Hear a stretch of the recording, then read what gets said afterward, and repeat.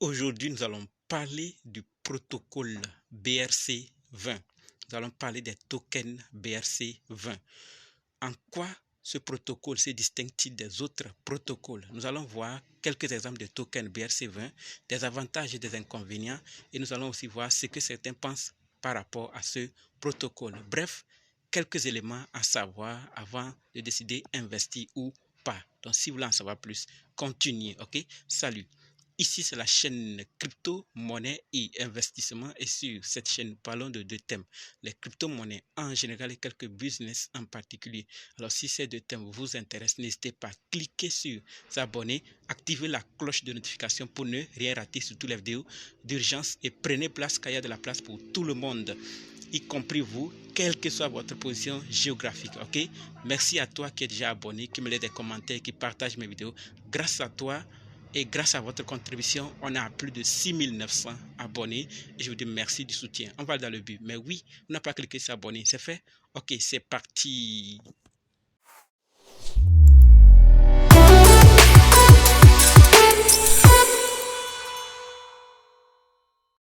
Alors, si toi qui me suis actuellement, tu veux savoir comment analyser, acheter, vendre et ou sécuriser une crypto-monnaie, alors sache que tu es au très bon endroit car il y a une formation disponible pour toi qui peut t'aider à le faire sans l'aide de personne. Bref, être indépendant, quels que soient les cas, débutant ou ancien. Si tu es intéressé, prépare juste un budget de 20 000 francs CFA ou 35 $ ou 30 € et dis simplement je veux votre formation. Ok? Allons dans le but.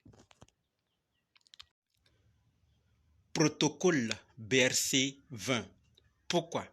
Pourquoi en parler? Savez-vous quelque chose sur les BRC20? Oui, c'est bien. Non, ne vous inquiétez pas. On va en parler tout de suite dans cette vidéo. Nous avons eu à parler des ERC20, des tokens sur la blockchain d'Ethereum, le protocole BP20, les tokens sur la blockchain de Binance Smart Chain et TRC20 sur la blockchain de Tron et d'autres protocoles et réseaux. Mais pourquoi n'avons-nous pas parlé des BRC20? La réponse est simple. Il n'était pas possible d'émettre des tokens fongibles sur la blockchain de Bitcoin. Donc, nous allons parler des BRC20 parce que désormais, il est possible plutôt d'émettre des tokens fongibles sur la blockchain de Bitcoin. Voilà pourquoi il faut qu'on en parle parce que c'est déjà possible.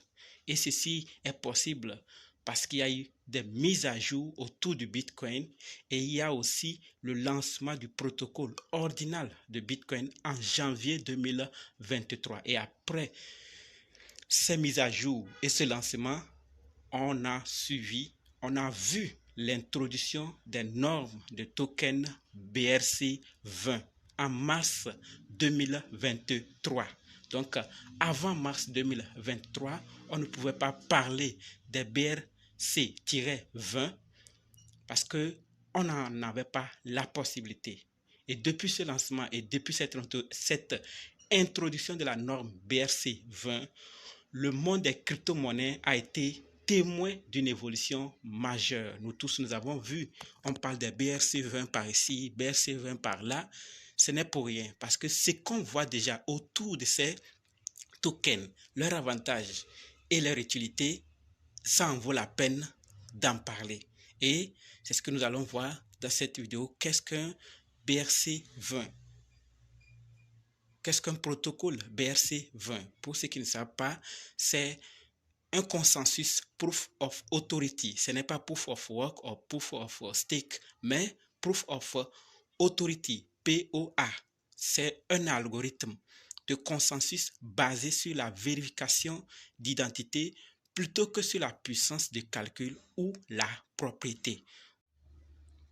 Et la norme BRC20 est introduite par un programmeur connu sous le pseudonyme de Domo.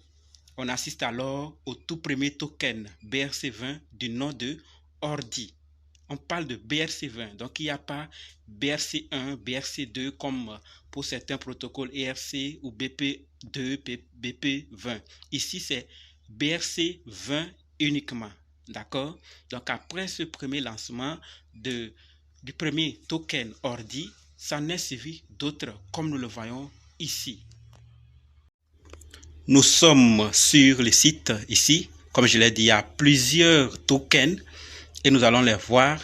Quelques-uns, on ne va pas tout finir parce que c'est énorme. Donc, vous voyez, ordi, le tout premier, vous avez vu son prix, non? 16,31. Ensuite, quatrième PP, 0,36 $. Ce n'est pas le même prix. D'accord? Donc, PP est là sur BRC20, mais ce n'est pas le même prix. Après, vous irez vous-même vérifier. Donc, il y a plusieurs tokens ici. BRC20, c'est énorme. Et vous pouvez aller sur leur site et déterminer brc.io. Et faites beaucoup attention. Donc, il y en a plusieurs. Vous allez voir qu'il y a plusieurs pages. On est actuellement juste sur la première page jusqu'à 492. Donc, vous voyez qu'il y a beaucoup de tokens qui sont déjà là.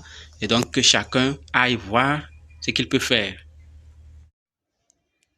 Et d'après Débloc, la capitalisation boursière de l'ensemble des BRC20 est à plus de 900 millions de dollars. Avec plus de 11 000 tokens. Donc, en si peu de temps, ils ont déjà une telle capitalisation et avec un tel nombre. Et ça ne surprend pas parce qu'il y a des tokens qui ont été lancés à moins d'$1 et qui sont déjà à plus de 10 $. Vraiment, il y a quelque chose qui se passe et il faut vraiment qu'on en parle. Et comme je l'avais dit, les BRC20 sont basés sur la vérification de l'identité. Comment ça se passe avec les ordinaux? Alors, pour comprendre, c'est simple. Les ordinaux font quoi? Ils inscrivent un numéro de série sur un Satoshi, la plus petite unité monétaire du Bitcoin. Vous connaissez que dans un Bitcoin, il y a plusieurs des millions de Satoshi, n'est-ce pas? Donc, chaque unité, chaque Satoshi aura un numéro. Donc, ce numéro de série ainsi que les données de l'ordinal sont insérés dans une partie de la transaction Bitcoin appelée le champ de signature du témoin. Ces données maintenant vérifient la propriété légitime des fonds utilisés et garantissent qu'ils ne sont pas dépensés deux fois. Donc, c'est ce qui va permettre désormais à chaque Satoshi d'être identifié. Bref, prenons les ordinaux Bitcoin comme des NFT Bitcoin. Donc, chacun maintenant aura un code. Vous voyez? Donc, chaque Satoshi individuel peut être identifié de manière unique par son équivalent d'un code série. Vous voyez? Donc, après ça, il y a quand même des gens qui ne sont pas pour et d'autres qui sont pour. C'est-à-dire, depuis le lancement, il y a certains qui ne sont pas d'accord. Ils ont leur argument et il faut qu'on en parle. Certains disent que ce protocole ou du fait que les BRC20 existent, ça engorge le réseau et augmente les frais.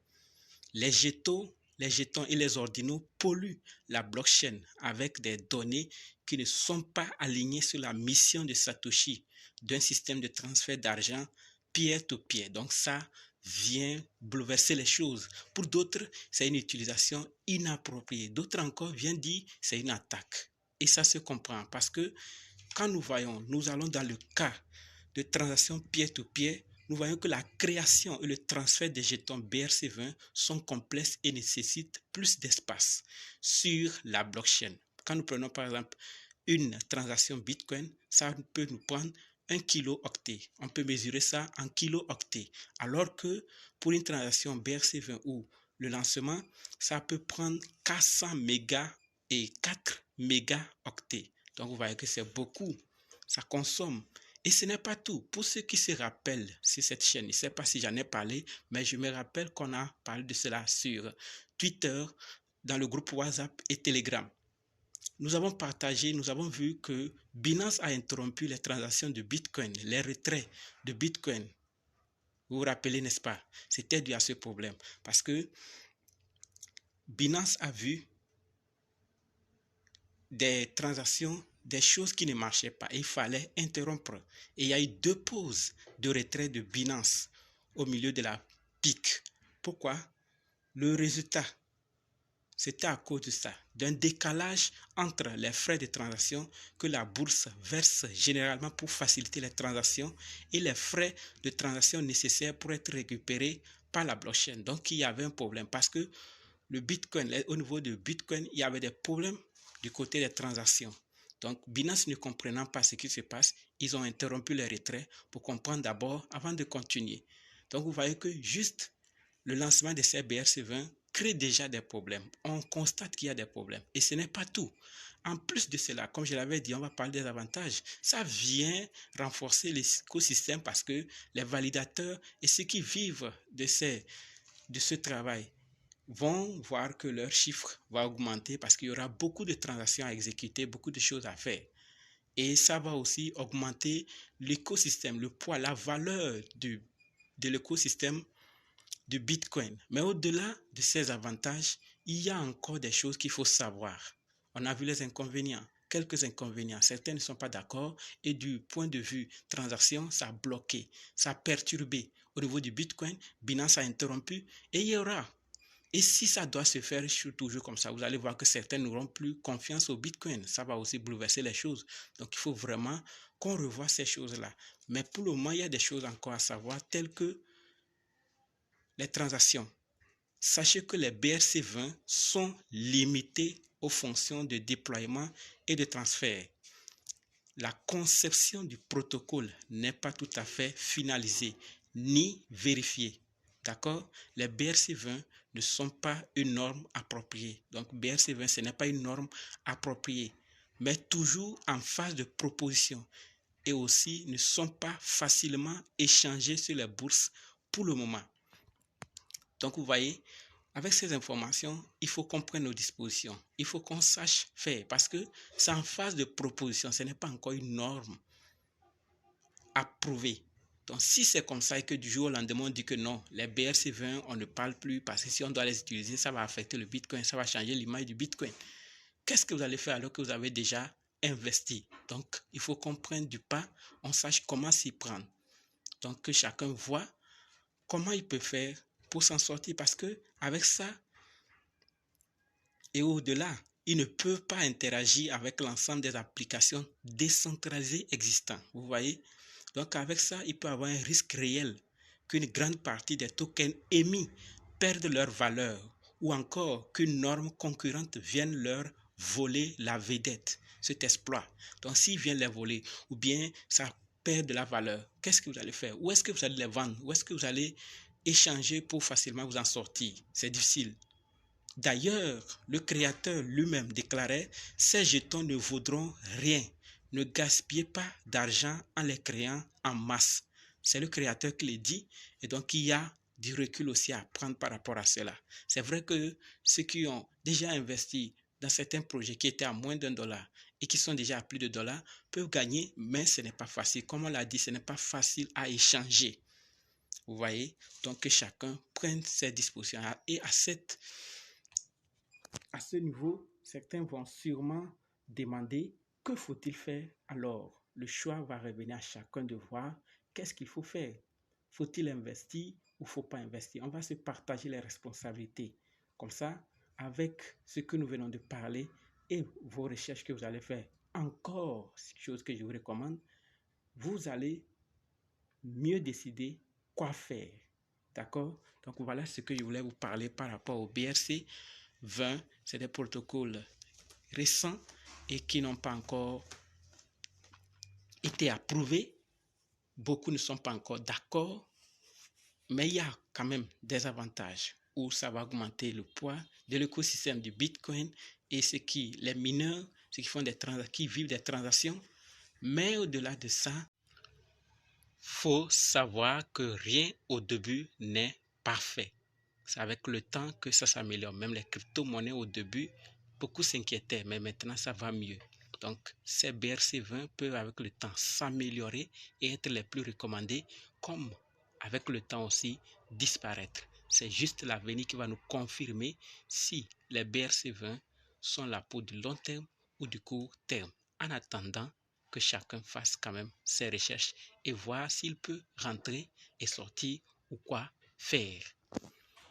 Dites-moi ce que vous pensez de ces BRC20 et on se donne rendez-vous dans d'autres vidéos et dans les commentaires. N'oubliez pas de nous rejoindre sur Telegram, WhatsApp, Facebook. Les liens sont dans la description. Pour ceux qui nous suivent sur Twitter, sur TikTok et d'autres réseaux, allez toujours dans la description, vous aurez les liens. Et ceux qui veulent se former, dites « Je veux me former ». Merci.